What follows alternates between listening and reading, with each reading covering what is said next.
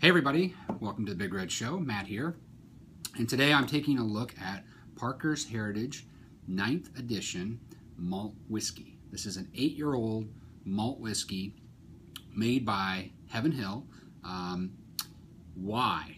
What is the mystery behind this? Why has Heaven Hill been distilling malt whiskey for the better part of 8 years at least, and not told anybody about it?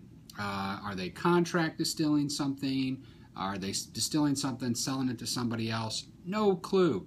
I actually saw this about 2 years ago when I was picking out single barrels in their warehouse, and I saw a barrel that I don't think I was supposed to see. It said malt whiskey on it, and I kind of asked about it. He said, hush, hush, you know, that's for a later date. But here it is, the Heaven Hill Parker's Heritage Malt Whiskey, 65% malted barley, 35% corn, so it's not like a pure single malt whiskey.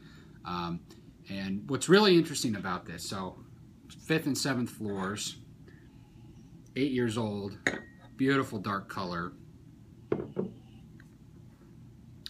I love single malt, love bourbon. What this is really teaches you and shows you is how much influence the cask has on the spirit.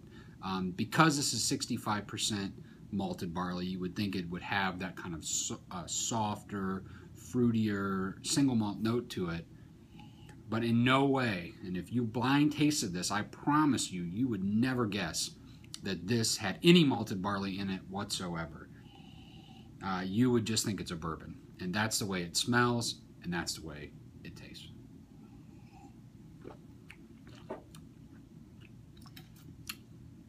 The only thing that I would say is maybe a little bit different is it has kind of a thinner, kind of a softer mouthfeel to it.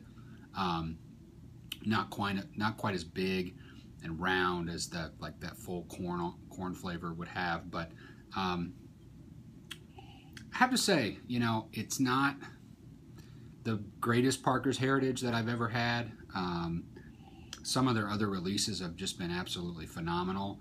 I appreciate the experiment, and I certainly appreciate that Heaven Hill is releasing something new and different. So, you know, high points for that. But as far as, you know, does it adhere to a particular style, or does it give, you know, an abundant amount of pleasure for either one, being a bourbon or a single malt or whatever? I'd have to say this is one to own just for the sake of owning something that's new and different. And kind of fun to sip something different and kind of trip people up on.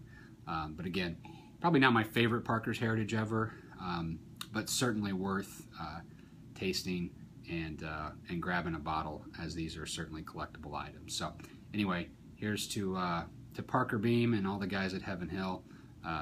Cheers.